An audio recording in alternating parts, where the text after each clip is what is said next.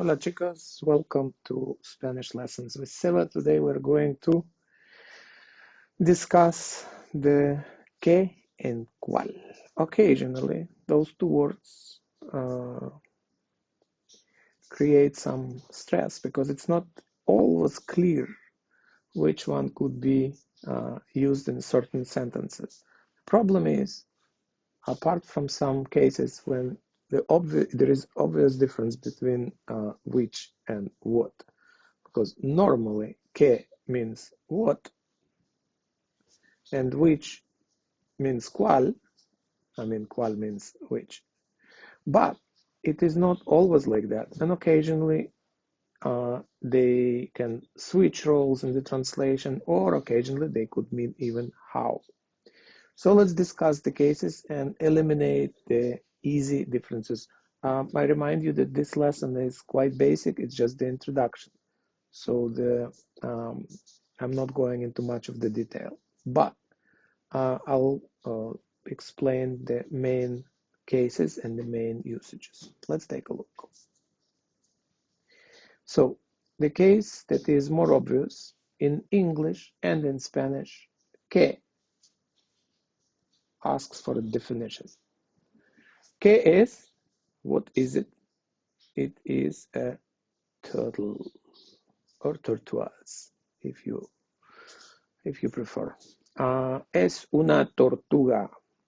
In this case, you asked for a definition, you were given a definition. All right, next case, explanation. Again, it is somewhat easier case. ¿Qué quieres? Quiero un café. What do you want? I want a coffee. ¿Qué es eso? I don't know what it is. I'm asking for an explanation. ¿Qué es eso? What is it? Pointing at it. You require an explanation. In this case, you use que. In Spanish, it is what in English. Okay, you have here que plus adjective or adverb. Qué rápido es. How fast he or she is. The adjective. Qué bien corre. Adverb. How well he runs. The turtle is running to a date, and so it's running fast, and the other turtle is surprised. Note that in English it will be translated as how, but in Spanish it's translated as que. So note, it's one of the first cases when you see que, normally it is what, but in this case it is not what at all. Next sentence would be this turtle that goes to the date. He sees his beloved and he says, qué guapa es ella. Qué guapa. How beautiful she is. And again, you're using it with the adjective. And again, in English, you will translate it with how rather than what. So please pay attention to those cases. Then you have a choice. You have a choice between a limited number of options. For example, you would say, let's start with the last one. ¿Cuál de los vinos prefieres? There are three kinds of wine: red, white, and Rioja. ¿Cuál de los vinos prefieres? Which one of those three choices that you prefer? So it is a choice. Another thing is when you use the verb ser, to be, one of the verbs to be, you usually use cuál instead of que. For example, ¿cuál es tu nombre? What of many names is yours? ¿Cuál es tu número? Because you use here the verb to be, again, you use the cuál, which is clearly spelled with an L. ¿Cuál es tu número? So even though here you have the limited number of choices, which of many numbers is yours? Which of many names is yours? But in this case, it's the verb to be, ser, determines the use of choice.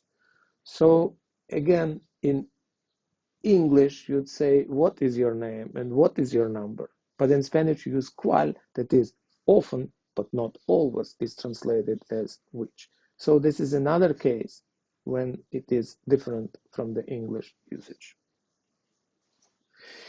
Que plus a noun.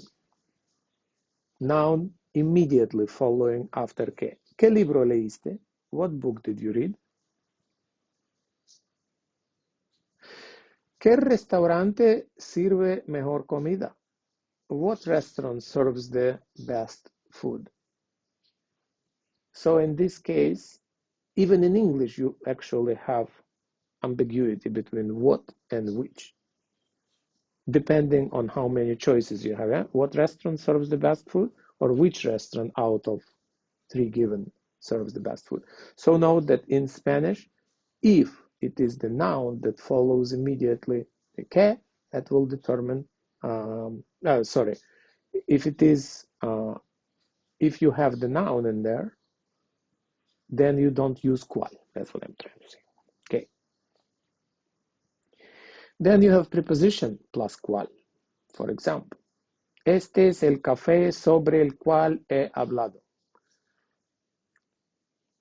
This is the café, or the coffee, of which I spoke. Yeah? So in this case, you have preposition, and if you have preposition, then you use cuál. Este es el café sobre que he hablado. Can you use this way?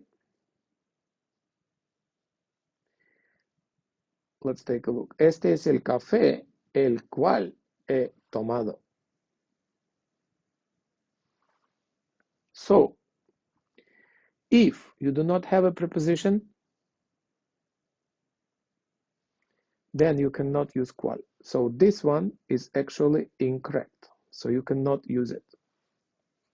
But in this case, because you have the preposition in here, you can use cuál. But in this case, there is a certain ambiguity.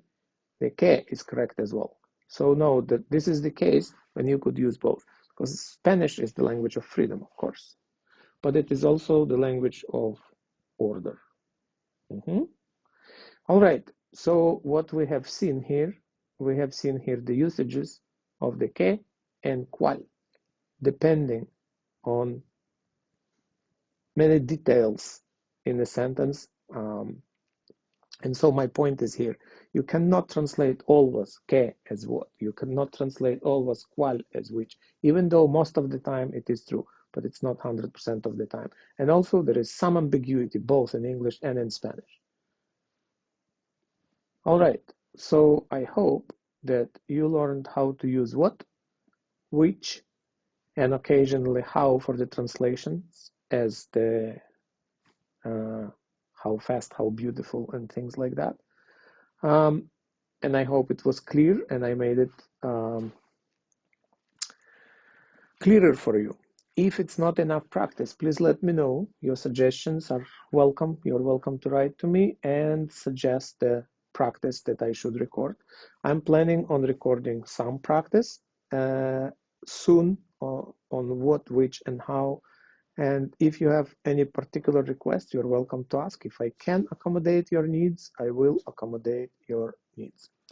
Okay, ciao pescado. Thank you for watching.